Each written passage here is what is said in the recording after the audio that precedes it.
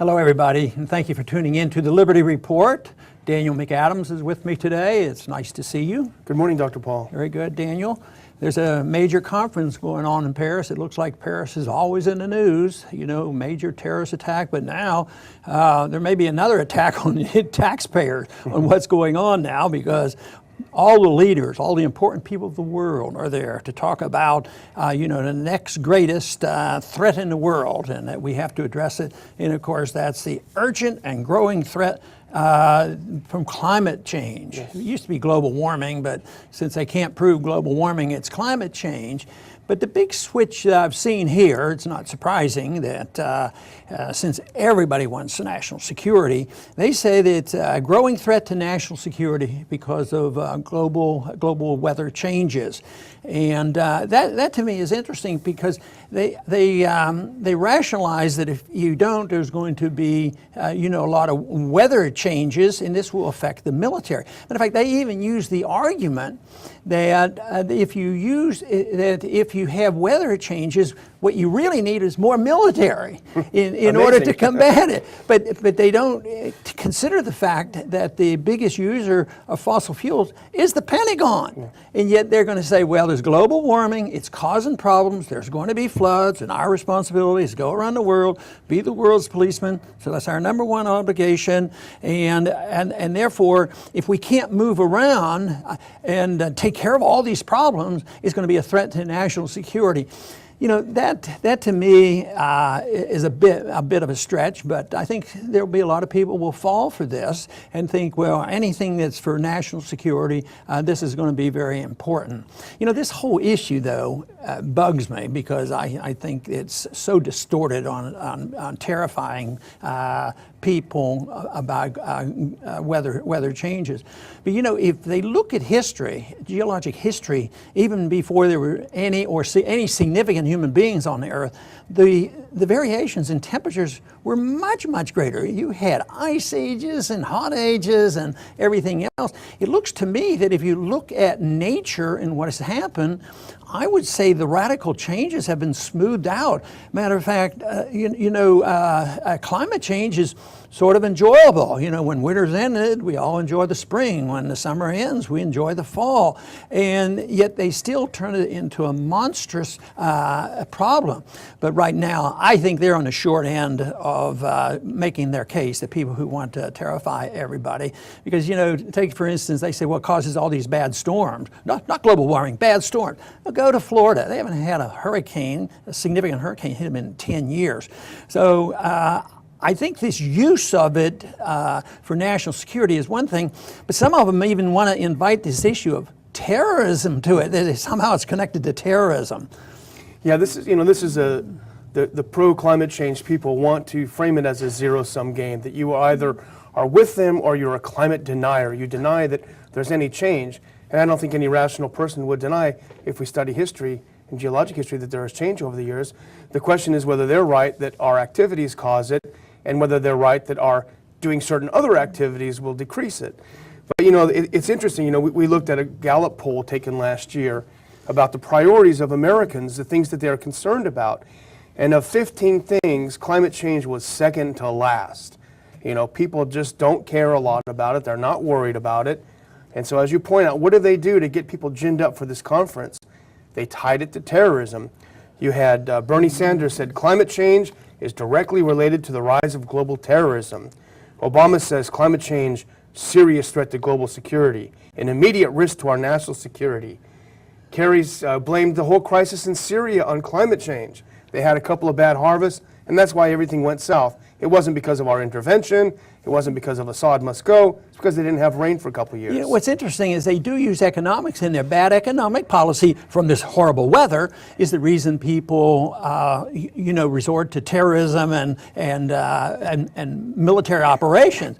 But the whole thing is, these are the clowns who don't have the vaguest idea what a healthy economy is all about, and what happens when you have a healthy economy, how starvation was stopped, how even the early years in our history, how starvation was a problem, and all of a sudden it's ceased once they accepted private property rights. So they never talk about that. And here Sanders is out there, who's a socialist, who creates all the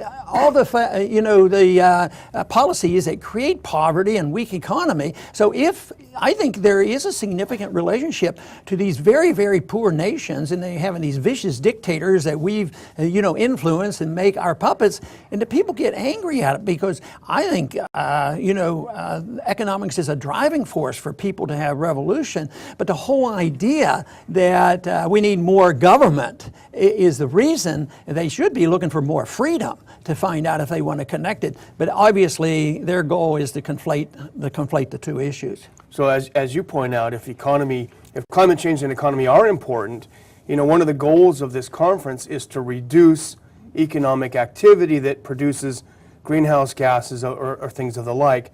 Things like the American coal industry will be gone and this sort of thing. But how would you see, if they have their way and we reduce our economic activity to boost the earth, what would that do to our economy? What would you? Well, first I'll make a positive prediction.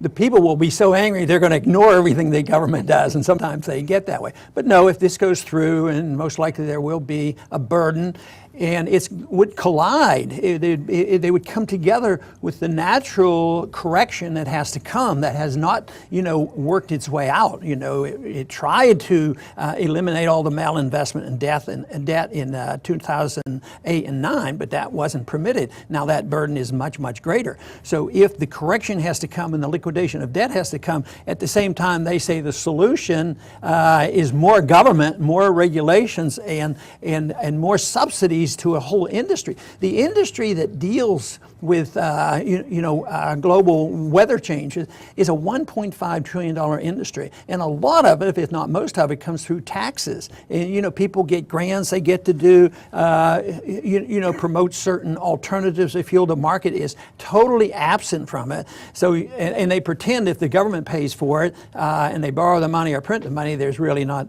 that much cost. It's free. So I think it's would be a devastating effect to the economy, and the two will come together. Matter of fact, they're together already. The economy is weak, and there are even Republicans that understand that super over-regulated EPA is very damaging to the economy, and that made that much worse. Well, here's another thing you've always been concerned about.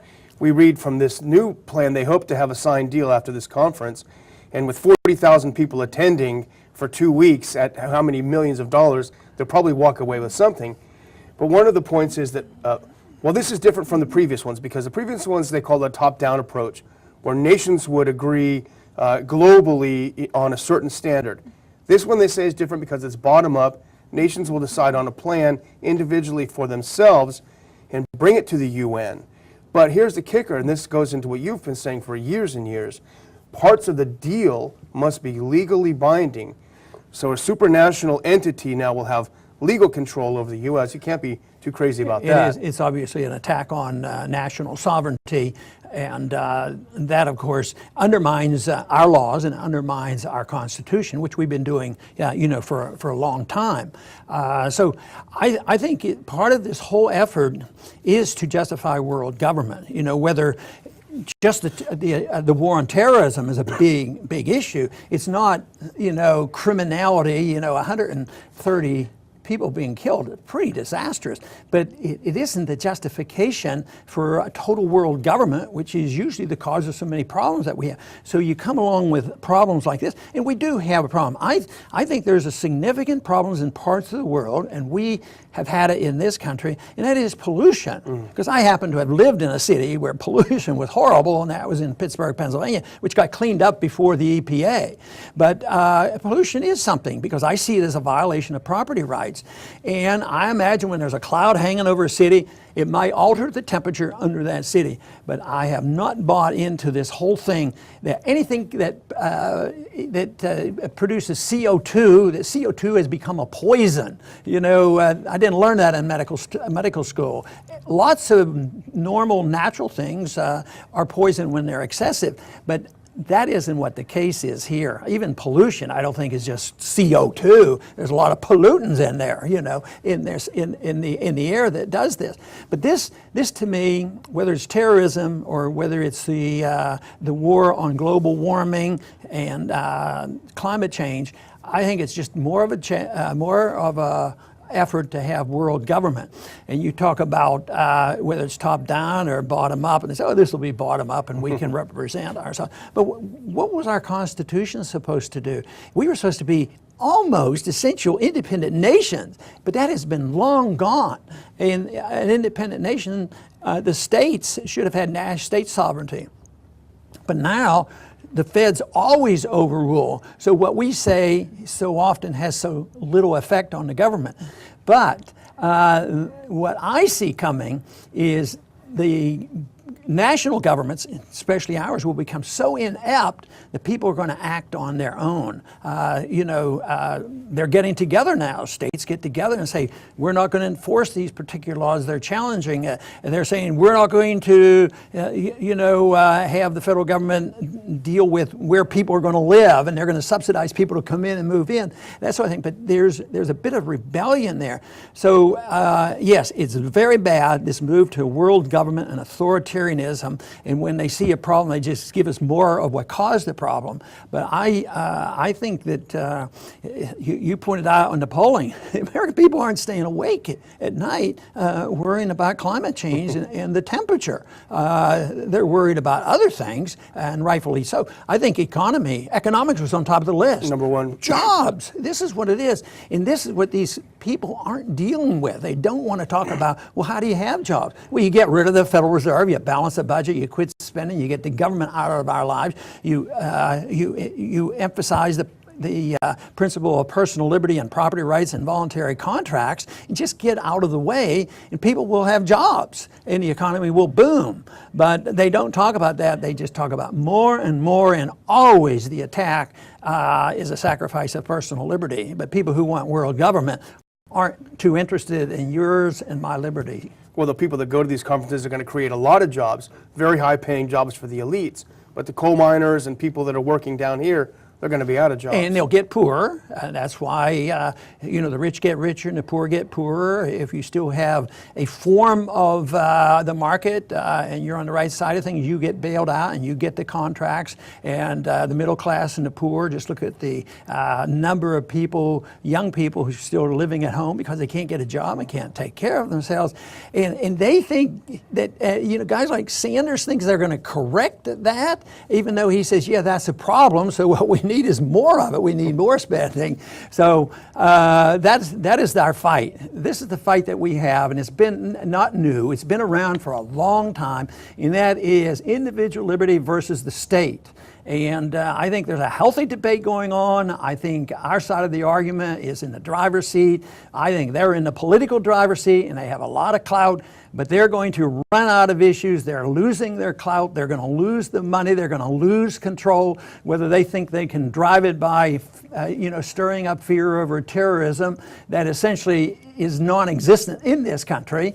And if we just had a different foreign policy, we could solve that problem. The people are going to wake up, mainly because big government is totally inept, and they will fail, and that is why we should be prepared. We should be prepared by individuals, families, and local municipalities to be able to live together and work our way out of this. But most important is the issue of the ideas that we live by, the ideas and principles of personal liberty and property. This would go a long way to solve the problem. These kind of conferences, they're deadly in support of the tyrants and the authoritarians who just want bigger government, and that's what we have to expose. I want to thank everybody for tuning in today to the Liberty Report, and please come back soon.